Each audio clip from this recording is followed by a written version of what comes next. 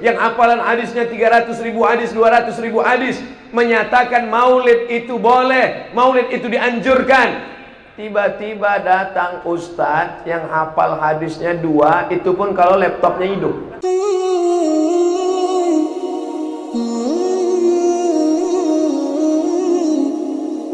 Assalamualaikum warahmatullahi wabarakatuh.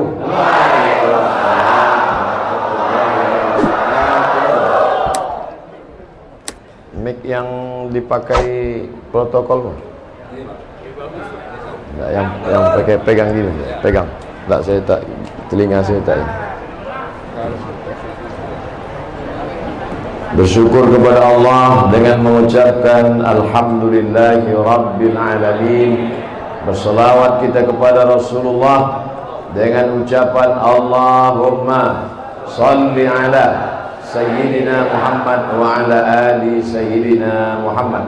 Al-habaib al-fadil al-ulama al-ajilla matta'ana Allah bituli umurihim. Mudah-mudahan dengan kehadiran para habaib dan ulama, acara kita malam ini diberkahi Allah Subhanahu wa taala. Hadir pada malam hari ini guru-guru kita, para asatiz, tak dapat saya sebutkan satu persatu, insyaallah semuanya dimuliakan Allah Subhanahu wa taala. Amin ya rabbal alamin. Idza kana hadza kafiran jaa dhammuhu tabbat yadahu fil jahimi mukhlida ata annahu fi kulli yawmil itsnaini abada yukhaffaf anhu al'adhabu masruran bi ahmada fa kaifa billadhi tula umrihi bi ahmada masruran wa mata muwahhida. Kalau di tempat lain saya ceramah, saya baca dulu, saya terjemahkan, baru jamaahnya mengangguk. Di sini belum saya terjemahkan udah ngangguk. Hebatnya luar biasa. Idza kana hadza kafiran jaa dhammuhu. Kalau si kafir Abu Lahab yang sudah jelas dicela Allah Ta'ala, tabbat yadahu fil jahimi mukhlida, kekal selama-lamanya dia dalam api neraka.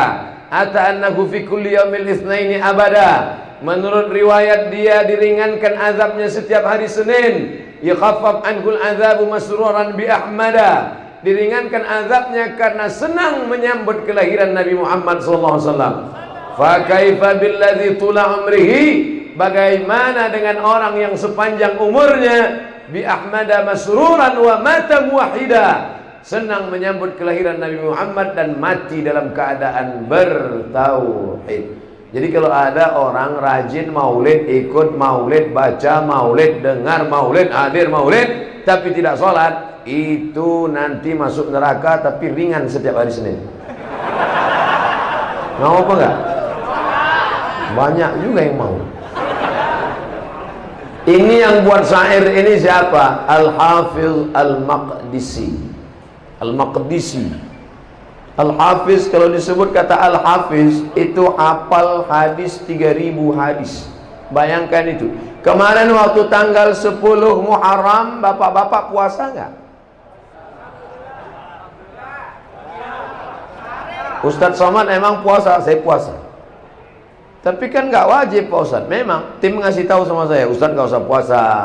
Ustadz kan capek ceramah. Saya bilang memang nggak wajib, tapi yang ngajak kan saya. Jamaah harus puasa. Mari kita puasa Asyura. Ustadz puasa? Enggak. Saya puasa. Saya puasa. Kenapa kita puasa Asyura? Hadza yaumun salihun najjallahu fihi Musa wa aghraqa fihi Fir'aun. Hari ini hari yang baik. Hari ini Allah menyelamatkan Musa dan menenggelamkan Fir'aun. Allah menyelamatkan Musa, menenggelamkan Fir'aun itu tiap tahun apa sekali? Sekali kan? Terus puasanya diulang setiap tahun. Sudah 3.000 tahun diulang terus. Itulah dalil boleh mengulangi peristiwa yang sama setiap tahun, mensyukuri nikmat Allah atas selamatnya Musa. Adakah nikmat yang lebih besar daripada nikmat selamatnya Musa? Ada. Nikmat apa? Kelahiran Nabi Muhammad sallallahu alaihi wasallam. Sudah berapa dalil maulid saya sebutkan? Sudah berapa dalil maulid saya sebutkan? Inilah susahnya ceramah sama jamaah yang belum makan malam. Dua. Yang pertama tadi syair Al-Hafiz Al-Maqdisi. Yang kedua tentang puasa Asyura itu dalil dari Al-Hafiz Al-Hafiz Ibnu Hajar Al-Asqalani. Levelnya Al-Hafiz semua. Ada lagi Pak Ustaz. Walakirhum bi ayyamillah. Ingatkanlah mereka tentang hari-hari Allah. Apa makna hari-hari Allah itu? Maka kata Imam Ad-Daraqutni, makna bi ayyamillah artinya bi ni'amillah. Ingatkanlah mereka tentang nikmat sehat, ingatkan mereka tentang nikmat anak, ingatkan mereka tentang nikmat makan, ingatkan mereka tentang nikmat iman dan Islam. Tapi mungkinkah kita beriman dan berislam tanpa kehadiran Nabi Muhammad SAW? Mungkin? Tidak. Kalau ada orang mengatakan nikmat terbesar adalah nikmat iman dan Islam, betul. Tapi kita tahu iman dan Islam karena dia, maka kedatangan dia adalah nikmat yang terbesar.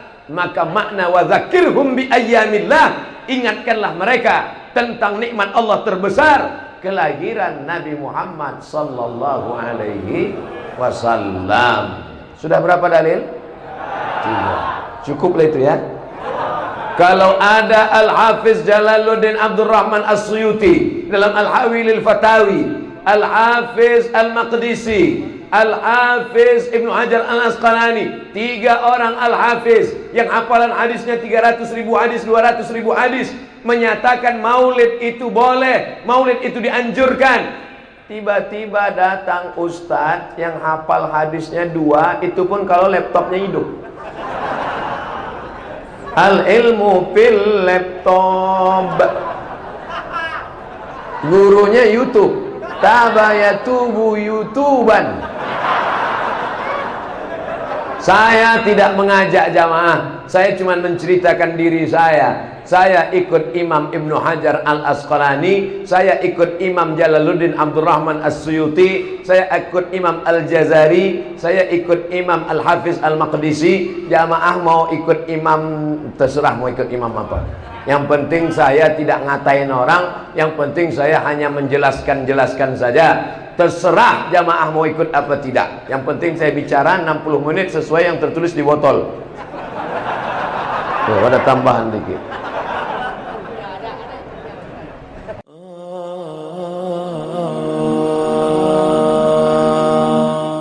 Ustadz, mohon pencerahannya. Ini sudah cerah situasi, sudah bagus. Mengenai peringatan Maulid Nabi Muhammad SAW, apa hukumnya? Dan bagaimana kalau umat Islam memperingatinya? Terima kasih atas pencerahannya. Waalaikumsalam warahmatullahi wabarakatuh. Baik, saya ingin kita paham dulu akar persoalannya. Al-Quran, surah ke-61, ayat yang ke-6, paling kiri sebelah atas. Quran, surah kedua Al-Baqarah, ayat 129, paling kiri sebelah atas. Kemudian Al-Quran, surah Yunus 10, ayat 57 sampai 58. Ditutup dengan At-Taubah di 2 ayat terakhir. Taib. Sudah? Sekarang saya ingin coba kita membiasakan dulu untuk menilai sesuatu dengan penilaian secara ilmiah yang bersumber pada dalil-dalil yang ada, tidak sekedar menganalogikan dan main tebak-tebakan. Itu nggak baik dalam menyimpulkan hukum. Ya. Bismillah. Sekarang secara akademis, secara ilmiah, membahas sesuatu oleh para ulama diposisikan dulu, dispesialisasikan dulu dalam bentuk ta'rif namanya, definisi. Jadi kalau Anda ingin membahas sesuatu, kita harus sepakat dengan definisinya dulu. Ya, disebut dengan ta'rif. Ta'rif ini harus punya sifat jami' mani'. Jami' menghimpun semua unsur yang akan didefinisikan. Mani' mengeluarkan segala hal yang tidak terkait dengan definisi, sehingga pembahasan kita akan fokus pada hal yang akan dibincangkan. Awas, hati-hati. Kita ingin berbicara tentang sesuatu, tapi kita tidak sepakat dengan definisinya. Bagaimana bisa menyimpulkan hukumnya? Dan kelemahan orang-orang sekarang, ketika berbicara hukum, dia tidak tahu apa yang dibincangkan. Nah, sekarang misal, kita akan bertanya tentang maulid. Apa hukumnya maulid? Kita harus sepakati dulu apa itu maulid. Awas, ini penting ini. Banyak masalah yang muncul sekarang tapi tidak disepakati tentang ini. Banyak orang bahas tentang hukum musik. Hukum musik begini-begini. Begitu saya tanya apa itu musik, bingung dia jawab. Apa itu musik? Anda mesti sepakat dulu musik itu apa. Di zaman Nabi apa yang disebut dengan musik. Zaman sekarang apa yang disebut dengan musik. Ketika Nabi menyampaikan hukum musik, apa yang dimaksudkan oleh musik di situ. Kalau antum paham tentang definisinya, maka keluarkan turunan hukumnya. Maka lebih mengerti di situ. Nah sekarang maulid. Apa itu maulid? Ah, sekarang begini. Maulid atau maulud? Mana yang benar? Bukan Allahu a'lam, harus dicari kita. Mana maulid atau maulud? Antum sibuk menilai, ini maulid tidak benar. Oh, jadi yang benar maulud. Maulud juga tidak benar. Masya Allah. Apa maulid? Apa maulud? Baik, lihat. Kalau disebutkan maulid, itu waktu kelahiran. Waktu kelahiran. Awas, hati-hati nih ya, hati-hati. Ada kemarin saya lihat tulisan begitu bersemangat. Masya Allah, panjang-panjang nulis, ternyata salah paham. Pahamnya salah. Ya. Maulid itu ulang tahun. Bukan. Bukan ulang tahun maulid itu. Bukan ulang tahun, bukan peringatan ulang tahun maulid itu. Ingat baik-baik. Kalau pakai peringatan itu pakai Id. Id, Idul Milad, ya, hari kelahiran, peringatan hari kelahiran, ulang tahun. Tapi kalau cuma maulid itu waktu kelahirannya. Awas, hati-hati ya, hati-hati dalam memahami sesuatu. Kita masih detil dan jeli dalam memahaminya. Jadi kalau disebutkan maulid itu waktu kelahirannya. Kalau disebutkan maulud itu artinya bayi yang lahirnya. Bayinya yang dilahirkan. Nabinya. Kalau dalam konteks Nabi. Jadi kalau disandingkan dengan kalimat maulidun Nabi, artinya waktu lahirnya Nabi. Jelas ya?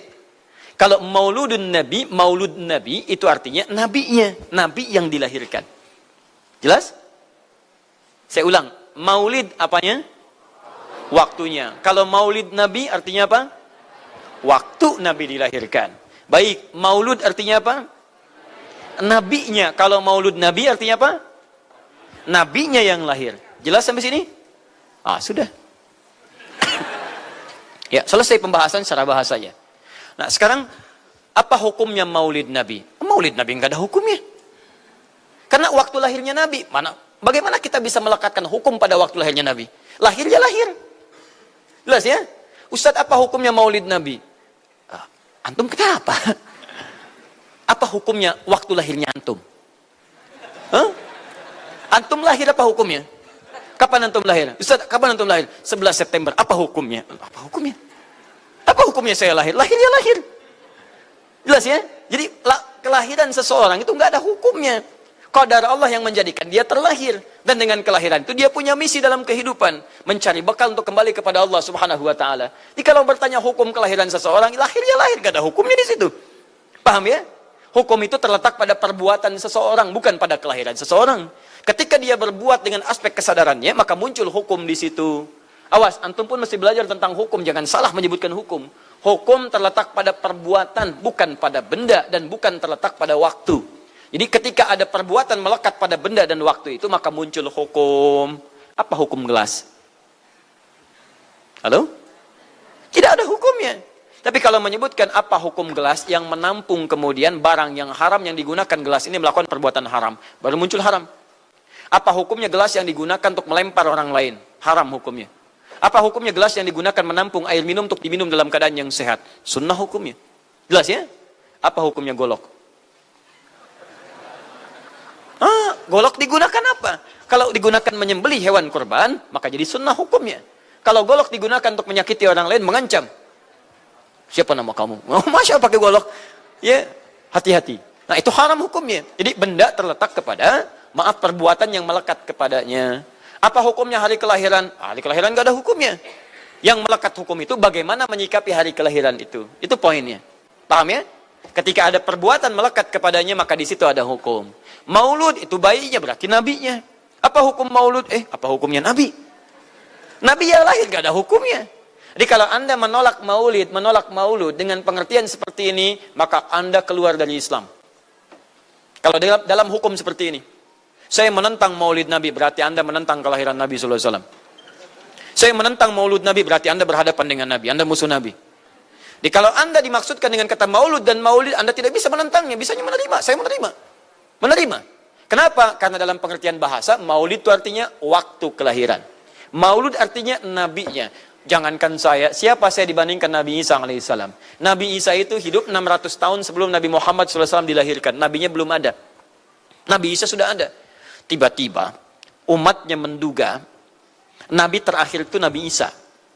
Karena Nabi Isa punya sifat yang mirip di ramalan kitab, yang mengatakan Nabi terakhir itu punya sifat baik dengan masyarakat lingkungan sosialnya. Dan Nabi Isa itu lembut luar biasa, jangankan pada manusia, pada hewan pun itu lembutnya luar biasa.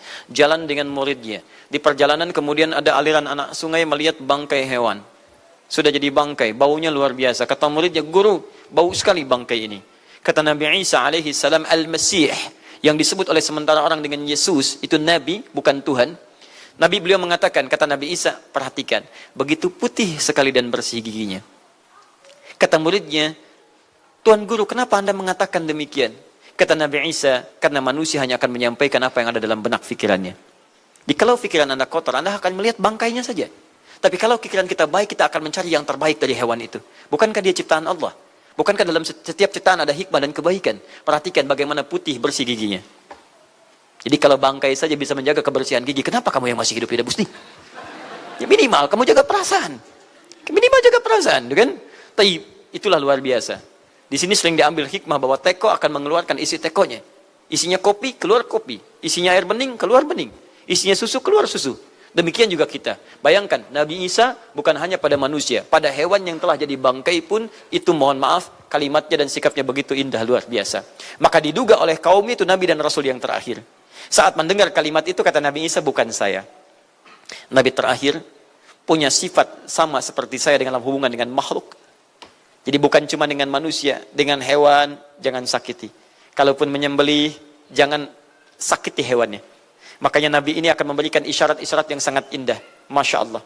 Pada tumbuhan dia jaga. Tapi Nabi yang terakhir ini punya keunggulan yang tidak bisa disaingi oleh Nabi-Nabi lainnya. Apa itu? Ibu bapak sekalian, tingkat kedekatannya dengan Allah luar biasa. Ibadahnya luar biasa. Dalam bahasa Arab, tingkat kebaikan yang terkait dengan makhluk secara sosial, itu kalau satu kebaikannya disebut dengan Mahmud. Tapi kalau banyak kebaikannya disebut dengan Muhammad. Muhammad. Tapi kalau hubungan dengan Allah, ya dengan Khalik, kalau punya tingkat hubungan yang baik, satu sisi saja disebut Hamid namanya. Hamid. Antum rajin tahajud, tapi belum konsisten puasa sunnah. Maka antum namanya Hamid. Perempuannya Hamidah. Misal ada perempuan namanya Wanda, pakai Hamidah. Wanda Hamidah. Ya. Itu artinya yang dekat dengan Allah. Jadi kalau ada yang namanya Wanda Hamidah, jauh dari Allah, ya, kemudian pendapatnya menyimpang dari ketentuan Allah, mesti diingatkan. Anda Hamidah, Anda dekat dengan Allah, maka tidak layak mengeluarkan statement yang tidak sesuai dengan hukum-hukum Allah Subhanahu wa taala. Ya, Hamid, awas, Hamid, nama Anda Hamid. Misal namanya Fahmi, Masya Allah, Hamid Fahmi Zarkashi, Masya Allah. Itu artinya hubungan dekat dengan Allah Subhanahu wa taala. Perempuannya Hamid, laki-lakinya Hamid, perempuannya Hamidah, Masya Allah. Paham sampai sini? Kalau bentuk superlatif, banyak ibadahnya, tahajudnya, sedekahnya, puasanya, segalanya, maka Masya Allah berubah kalimatnya. Dari kata Hamid jadi Ahmad. Ahmad. Maka Nabi Isa tidak menyebutkan kalimat Muhammad, tapi menyebutkan kalimat Ahmad. Karena kalau disebutkan kalimat Muhammad, nilainya serupa dengan beliau. Punya nilai kebaikan yang sama. Nabi Isa baik pada hewan, Nabi Muhammad baik pada hewan. Kata Nabi, lihat, kalau Nabi Isa sudah jadi bangkai, Nabi Muhammad ketika hewan akan disembelih pun, disembelih, kata Nabi jangan sakiti dalam penyembelihannya. Tajamkan dulu pisaunya. Ketika menyembelih, jangan lakukan berkali-kali. Kata Nabi, tajamkan, begitu andu kemudian sembelih, seketika selesai. Cari urat yang membuat cepat darahnya keluar. Nabi itu. Dan dalam menajamkan itu, antum jangan memperlihatkan depan hewannya. Tidak boleh. Kandidat selanjutnya, siap-siap ya. Masya Allah, tidak boleh. Awas saat kurban tuh. Kadang suka lupa antum tuh. Ya di bawah sini ini masih begini-begini tuh. Itu menyakiti hewan secara fisiologis. Nggak boleh, nggak boleh. Ya, awas ya. Tayyib. Tumbuhan, lihat. Tumbuhan. Nggak boleh dalam keadaan perang itu kan luar biasa dahsyat. Emosi memuncak segalanya ada. Tapi Nabi katakan, jangan rusak tanaman. Dahsyat. Cuma dalam Islam. Itu yang 212 tahun lalu itu, Masya Allah, nggak ada yang nginjak rumput, nggak injak macam-macam. Ya, itu yang kameramen yang nginjak rumput tuh. Ya, kameramen nginjak rumput tuh. Yang kameramen begitu diinjak, dimunculkan di media gitu kan. Wah, Tapi lihat betapa rapi, bersihnya, itulah Islam. Tapi jangan cuma 212 saja. Ya, 312, 412, 484 dan sebagainya. Jadi, semua yang ada setiap hari kita jaga. Ada tumbuhan, jaga. Yang praktekkan negara lain. Di New Zealand ada tumbuhan, antum sedang ngidam, papa pengen daun itu, tunggu sampai jatuh. Nggak bisa diambil. Begitu diambil, denda. Padahal yang punya teorinya Islam. Tapi hubungan dengan Allahnya itu bukan Muhammad, tapi Ahmad. Makanya Nabi Isa mengatakan, wa mubasysyira bi rasulin ya'ti min ba'di ismuhu Ahmad. Saya kasih kabar gembira. Rasul terakhir bukan saya, tapi seseorang yang nilai ibadahnya lebih daripada saya. Jaminan surganya sudah ada, bahkan turun surah kepadanya, inna a'tainakal kautsar. Dirinya dijaga dari kesalahan, maksum, sifatnya luar biasa baik, tapi itu tidak menghentikan dia untuk mendekat kepada Allah dengan sifat yang luar biasa. Kata Sayyidah Aisyah di Al-Bukhari, nomor hadis 2010 sampai 2012, ya Rasulullah, alam takun ma'suban, alam takun madmunan, lima hakadha. Kenapa sampai bengkak-bengkak begini Anda tahajud? Bukankah Anda dijamin masuk surga? Dijaga dari kesalahan. Apa kata Nabi? Afala akunu abdan syakura. Apa aku nggak boleh jadi hamba yang bersyukur kepada nikmatnya Allah Subhanahu wa taala? Tahajudnya sampai bengkak. Nabi, Rasul, ahli surga, dijaga dari kesalahan, tidak ada hisabnya, masih mau tahajud sampai bengkak kakinya.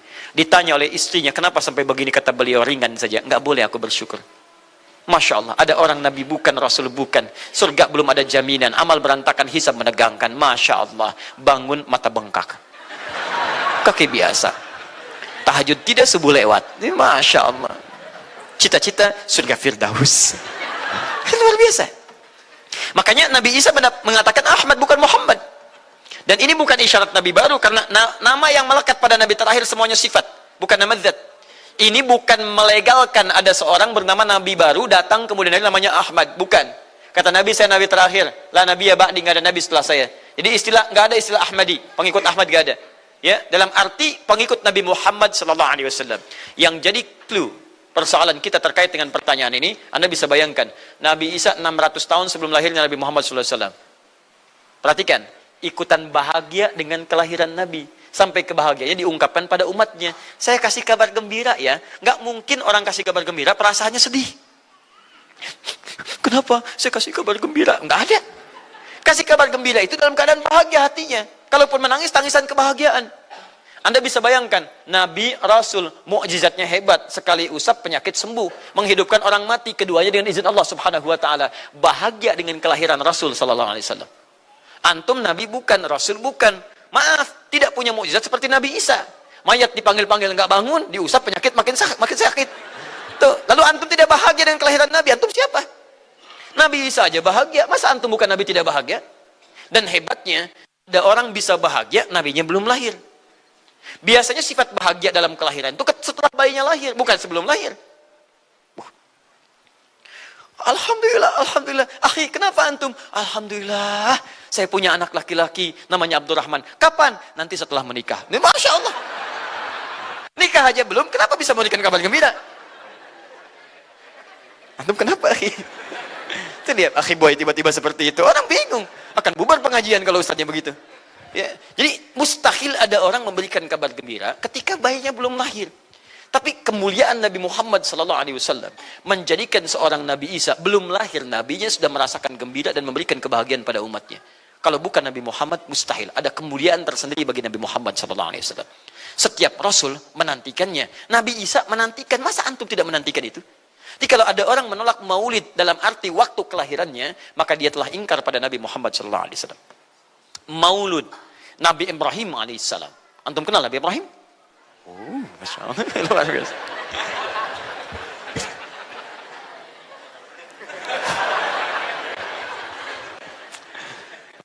Dimanapun Anda berada, memang hari ini banyak orang berkumpul di Monas untuk bermunajat kepada Allah. Tapi tidak harus menjadikan kita menjadi tidak fokus. Di sini ada yang kenal Nabi Ibrahim. Alhamdulillah. Nabi Ibrahim, Nabi Ismail alaihi wassalam, keduanya meninggikan bangunan Ka'bah. Setelah selesai bangunan Ka'bah ditinggikan, keduanya berdoa di samping Ka'bah. Apa doanya? Doa maulud. Lahirnya, bayinya. Nabi terakhir yang lahir di samping Ka'bah, yang ditinggikan oleh keduanya. Ya. Wa idh yarfa'u Ibrahimul qawa'ida minal baiti wa Ismail, ayat 127-nya. Setelah selesai meninggikan bangunan pondasi Ka'bah ini, keduanya berdoa di samping Ka'bah. Di antara doanya ayat 129-nya. Rabbana wab'ath fihim rasulan minhum yatlu 'alaihim ayatika wa yu'allimuhumul kitab wal hikmah wa yuzakkihim innaka antal azizul hakim. Ya Allah, mohon utus seorang rasul dari kalangan mereka di tempat ini yang lahir di sekitaran ini. Jadi ada rasul yang lahir di dekat sekitaran Ka'bah. Hasil penelitian tidak ada rasul satupun yang lahir di dekat Ka'bah kecuali Nabi Muhammad SAW. Ya, silahkan cek. Kami baru kembali dari sana dan sampai sekarang tempat dilahirkannya masih ada dan disamarkan dalam bentuk museum. Ya, di bawahnya ada perpustakaan Al-Maktabah Qadimah. Di kalau antum dari Zamzam di sini, ini As-Saffah. Ya, nyebrang sedikit ini Istana Raja, dalam jarak cuma 15 meter ke sini kurang lebih. Lurus ke sini, kemudian belok langsung ke sebelah kanan. Di sini ada jembatan ke atas, ke lantai yang ketiga, ya, naik ke sini. Kemudian di sini antum langsung belok ke pintu sini. Ini ada Babul Ajyad, bab yang ke pintu ke-25. Ini bab Ismail, pintu ke-26. Antum lurus saja ke sini, jangan belok sini, jangan belok sini. Di sini kemudian ada gate lurus King Abdul Aziz, yang pertama di sini.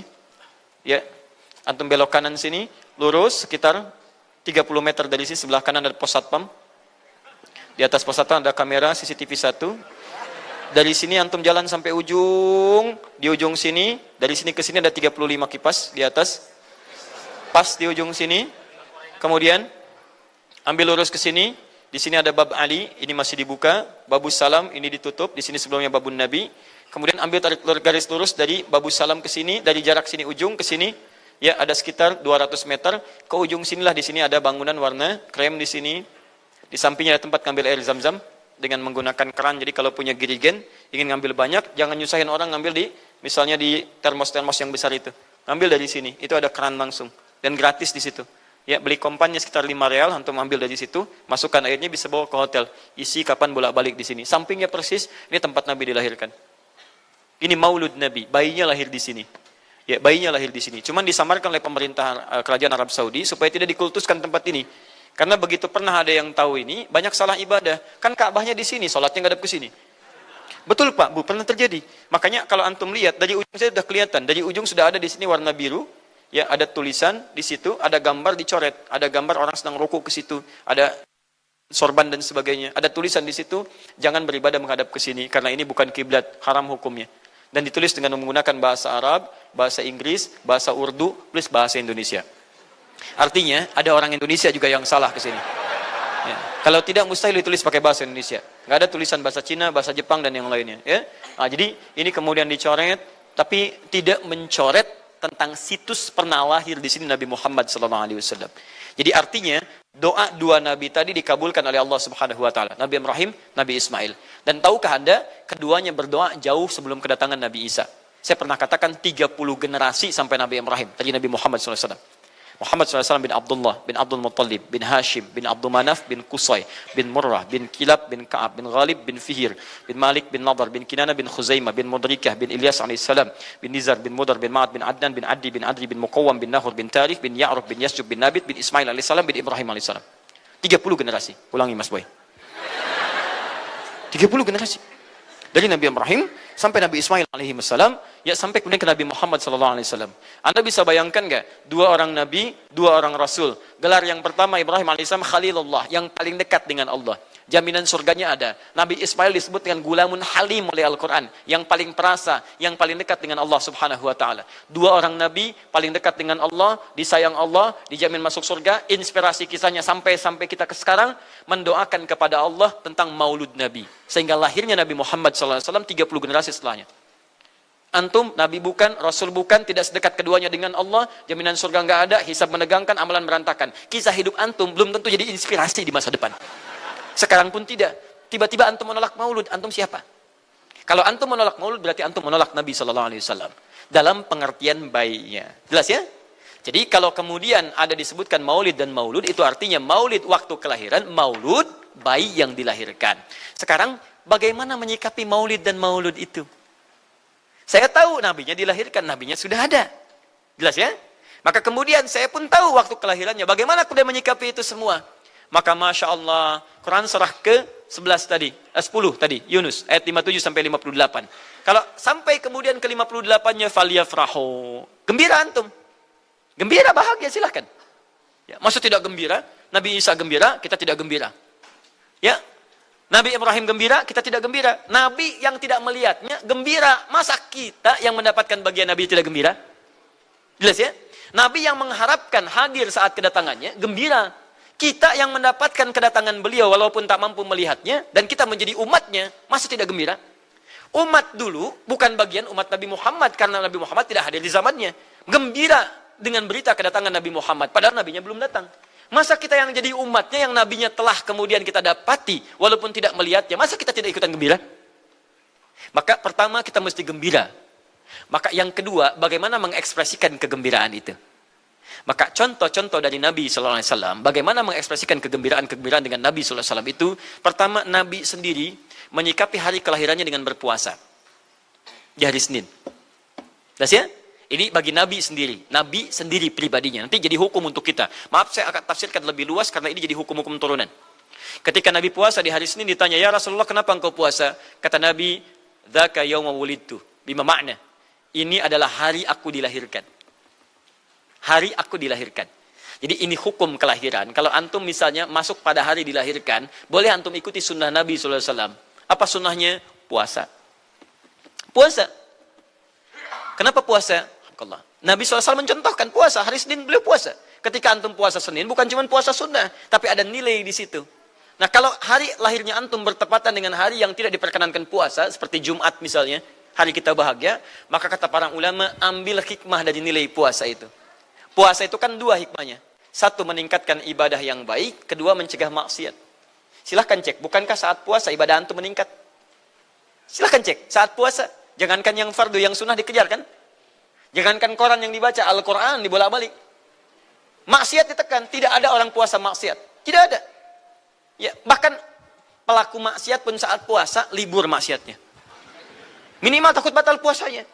Jangankan maksiat, maaf, mencela orang pun dia tahan. Berdusta dia tahan. Jam 5 bu, tinggal 1 jam mau buka. Dicela orang habis-habisan. Oh, nggak balas dia. Kenapa nggak balas? Kan biasanya antum keras. Habis maghrib. Oh, habis maghrib. Luar biasa. Habis maghrib tuh. Begitu maghrib lupa. Habis maghrib lupa. Ya, kenapa? Dia jaga. Jadi hikmah orang puasa itu kalau sudah puasa, ibadahnya meningkat, maksiatnya hilang. Jadi kalau antum ikut rajin puasa, ibadah tidak meningkat, maksiatnya tetap ada. Ada yang salah dengan puasa antum. Makanya ketika datang hari kelahiran, sebetulnya yang paling tepat, kalau antum bertepatan dengan waktu-waktu sunnah puasa, antum puasa. Senin, antum puasa. Tapi kalau tidak bertepatan dengan waktu itu, hikmah puasa yang antum ambil. Antum koreksi diri sampai dengan hari kelahiran itu, berapa banyak ibadah sudah antum kumpulkan, berapa maksiat antum harus tangisi. Itu hikmah terbesarnya. Bukan rame-rame. Tiup lilinnya. Masya Allah, lilin ditiup, maksiat terus muncul. Apa faedahnya? Kasihan lilin tuh, udah dibakar, ditiup, dengan antum yang salah. Paham ya, teman-teman sekalian? Nah, sekarang bagaimana para sahabat menyikapi kelahiran Nabi SAW, kedatangan Nabi SAW, dan menyikapi keberadaan Nabi SAW. Bukan cuma lahirnya, tapi setiap kedatangannya. Nabi datang dari Madinah, dari Mekah ke Madinah disambut oleh para sahabat yang ada di sana. Nabi datang dengan perang Tabuk, dari perang Tabuk disambut oleh para sahabat di sana. Tala al-badru alaina min thaniyatil wada'i, wajaba syukru alaina mada'alillahi da'i. Masya Allah, disambut dengan madid. Bukti kesenangan mereka kepada Nabi SAW. Ada yang memuji Nabi SAW seperti Hasan bin Thabit, buat puisi-puisi memuji Nabi. Seperti Zuhair bin Abi Salma, tadinya musuh Nabi, begitu masuk Islam memuji Nabi SAW. Ada yang lagi kemudian menghormati Nabi dengan kedatangannya, dengan mengikuti Nabi kemanapun. Nabi mencontohkan, amalkan. Nabi mengajarkan, ikuti. Masya Allah. Begitu Nabi meninggal, diabadikanlah kemudian nilai-nilai penghormatan itu. Ada yang menulis sejarah tentang Nabi. Ada yang menulis pujian kepada Nabi dalam bentuk sholawat. Ada yang menulis tentang amalan-amalan Nabi. Ada yang menulis tentang pengajaran-pengajaran Nabi. Dikumpulkan dan sampailah itu kemudian kepada kita semuanya. Dan itulah cara terbaik menyikapi tentang maulud dan maulid. Apa cara terbaiknya? Keluarkan ayat-ayat Qur'annya. 1. Quran surah ke-33 ayat 21-nya. Laqad kana lakum fi Rasulillahi uswatun hasanah. Sungguh ada pada diri Nabi SAW suri teladan terbaik untuk kita. Maka jika antum misalnya hadir momentum kelahiran Nabi SAW, maaf, biasanya kalau ada momentum-momentum tertentu orang bersemangat untuk mengingatnya. Silahkan cek. Hari pahlawan, ingat para pahlawan. Hari pahlawan berakhir, tidak ingat lagi. Hari kemerdekaan, ingat sampai pinang dipanjat-panjat. Ya, begitu dipanjat, kenapa panjat pinang? Masya Allah, menghormati pahlawan. Pahlawan sampai naik panjat pinang. Luar biasa. Ada yang tarik tambang, ya, menghadirkan energi para pahlawan. Antum bisa bayangkan, momentumnya ada. Begitu hilang itu semua, tiba-tiba hilang lagi kemudian ingatan kita. Artinya, selalu ada momentum untuk mengajak kita mengingat sesuatu. Begitu Ramadan, ingat lagi amalan. Hilang Ramadan, hilang lagi kemudian amalan. Nah, jadi apa yang terbaik dihadirkan? Ketika ada momentum itu, maka para ulama kemudian mencoba untuk menampilkan nilai-nilai tadi untuk mengembalikan kita pada tuntunan Nabi Sallallahu Alaihi Wasallam. Maka ditulislah kemudian sirah-sirah Nabi, disampaikan untuk mengenalkan Nabi Muhammad Sallallahu Alaihi Wasallam. Mumpung mereka ingat, disampaikanlah pengajaran-pengajaran tentang Nabi, disampaikan ada pujian-pujian salawat kepada Nabi. Kalau yang dimaksudkan tentang nilai-nilai ini, maka dari dulu sudah ada, sudah ada. Dan yang sudah ada ini tidak dibatasi dengan waktu. Bukan muncul Rabiul Awal saja. Rabiul Awal ke Safar, datang lagi itu. Safar sebelumnya Safar, Rabiul Awal, kemudian ke Rabiul Akhir, muncul itu. Ke Jumada, muncul itu. Jadi maulid itu tidak dibatasi dengan waktu. Setiap waktu itu maulid. Maulud tidak dibatasi dengan waktu. Setiap waktu itu maulud. Tapi kalau ada momentum bersamaan dengan waktu kelahirannya, kemudian kita hidupkan untuk mengenal kepada Nabi, dalam bentuk yang tadi disunahkan dalam Al-Quran dan Sunnah, itu tidak ada masalah. Yang ada masalah itu adalah ketika menghadirkan hal-hal yang bertentangan dengan Al-Quran dan Sunnah Nabi Sallallahu Alaihi Wasallam. Misal, maaf, dulu orang sudah terbiasa mengkaji tentang Nabi, menyampaikan risalah Nabi. Kemudian diisi misalnya, maaf dengan hal-hal yang bertentangan dengan keadaan-keadaan Nabi. Misal, saya ingin mengajarkan tentang Nabi, tapi ketika mengajarkan tiba-tiba mengatakan, pada saat ini Nabi pun datang bergabung bersama kita. Itu yang tidak kita sepakati. Jelas ya? Misal yang kedua, antum nih, mohon maaf, kerja di instansi, bertepatan dengan Maulid Nabi, kita adakan peringatan. Padahal antum cuma ingin mengeluarkan anggaran saja dari situ. Itu bid'ah. Bid'ah. Mengeluarkan anggaran, sekedar hanya ingin dapat anggaran untuk dalam momentum Maulid Nabi, itu yang bid'ah. Maulid bukan makan-makan. Jadi kalau antum mengadakan Maulid Nabi hanya sekedar untuk makan-makan, itu yang bid'ah. Tapi kalau antum ingin belajar menghadirkan momentum itu untuk mengisi ta'lim, sama aja dengan ta'lim kita sekarang. Apakah ada hadis Nabi mengatakan taklim khusus di hari Ahad jam 8 pagi sampai jam 10? Tidak ada. Jadi taklim kita bid'ah ini. Jadi kalau antum pahami setiap yang tidak ada contohnya itu bid'ah, Masya Allah, maka akan ada banyak bid'ah dalam kehidupan.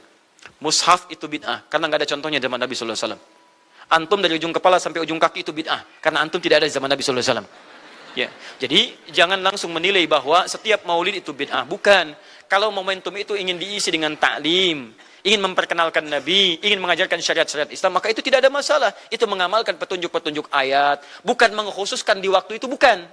Karena taklim itu dibuka di setiap waktu, tapi menjadikan waktu itu untuk momentum, karena setiap orang sedang ingat Nabi pada saat itu. Das ya? Kapan lagi kita mendapati orang ingat Nabi?